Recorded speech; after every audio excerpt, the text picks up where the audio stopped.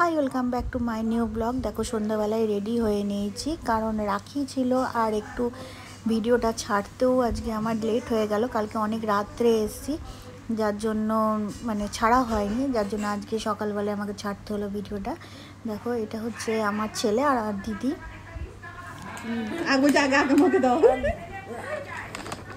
আর দেখো দেখো আমার ছেলে গিফট আনি, ওকে গিফট দেবে না কিছুতেই, যার জন্য ওর গিফট আগে নিল, তারপরে ওকে দিল। আর এটা আমি আর আমার দাদা ভাই।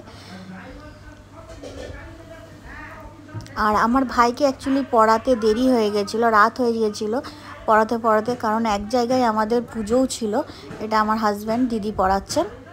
এক জায়গায় পুজো ছিল, কারণ রাখি সেরে আমরা সেখানে গেছিলাম পুজোতে। সকালবেলা পুজোতে গিয়েছিলাম, পুজো থেকে বেরিয়ে আবার গেছিলাম, যে তোমাদের সাথে শেয়ার করেছি, হসপিটালে উদ্বোধন ছিল, সেখানে গিয়েছিলাম।